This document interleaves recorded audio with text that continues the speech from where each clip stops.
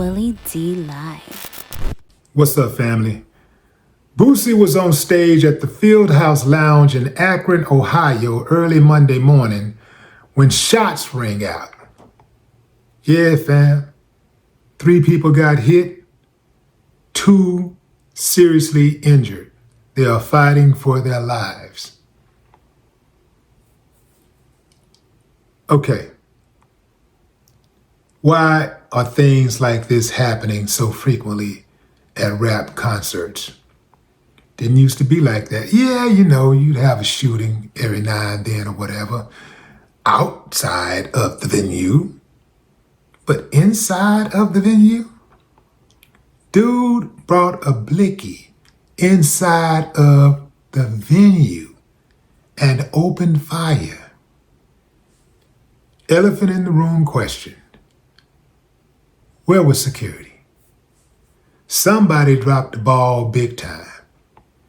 But before we can even get to security, fam, let's just get to character. What type of person brings a blicky to a concert? Concerts are supposed to be for celebration. Have fun, man. Enjoy yourself. Take a break from the regular madness that go on and the chaos that goes on in your world. Boosie is lucky to be alive, and it is absolutely amazing more people did not get hit. Allegedly, 3 people got hit and 2 were seriously injured. 2 people who are fighting for their lives after attending a concert. I've heard people say that Boosie draws that type of crowd, that type of energy. And there may be some truth to that. I'm sure there are negative, wild, crazy people that'll be in the audience, who likes to act on impulse. But I've been to a couple of Boosie shows and there was no drama like that. Wasn't even a fight. But I also believe it's the type of venue that people come to.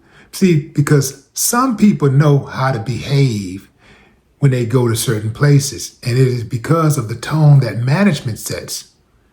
When you have a particular vibe about the environment that's created by management, it trickles down to the people who walk into that venue. It's kind of like at home, right? If your house is the kind of house where people walk in and they're respectful, maybe you want people to take their shoes off. They have no problem taking their shoes off. But if you got the type of house where anything goes, you can't be surprised when somebody is sitting in your house and they got their foot up on your table, on your coffee table. Hell, they might have it on your dinner table. You got people who would just open your refrigerator and grab something and start eating or drinking it. Yeah. You may come home one day and find that they're already inside of your house. You're like, man, how the hell you get in my house? That happens. But check this out. You also have people that have a bad understanding. They're very negative, right? Bad energy. They don't like going to certain places because they know that those places are not conducive to their energy. They know that that type of energy they have will not be tolerated. So they don't go to those type of places. Yeah, they won't go to those type of events. There are people who will refuse to go to a certain type of venue because they have law and order. They have structure. But then there are people who go to certain venues or events where they know they can behave ignorant because there are a number of other people who are going to be behaving ignorant. And the venue promoters or management have already included ignorance in the itinerary. Yeah. They hire people to deal with that ignorance. They look at it as just part of doing business. Okay, we're going to need this many security guys. We're going to need this many bouncers because we're going to have this many fights. I was never the type of dude who was afraid of some contact. Fists, guns, whatever. I was never afraid of contact. But I realized how ignorant it was of me to go to places where there were people who just really didn't care if they lived or not. They didn't care if they went to jail or not. They didn't care if their family was disrupted by their actions or not. So I was like, yo, I can't go around those type of people. I cannot be in those type of environments because, hey, my life is just too valuable. I'm way too valuable for all of that. They said that there was security, but not police officer type security.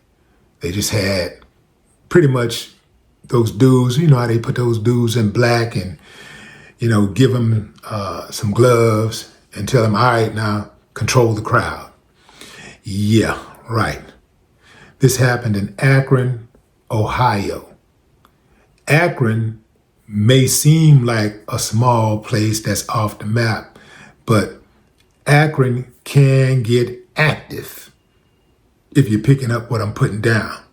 The victims will probably receive some form of monetary compensation because when you put on an event, the onus is on you to ensure that the people attending said event is safe. Not just the people attending the event, but also the staff. Yeah, you got to make sure that people are safe. If you want to rent a venue, in most cases, you'll also have to agree to a certain dollar amount of insurance, just in case something goes awry.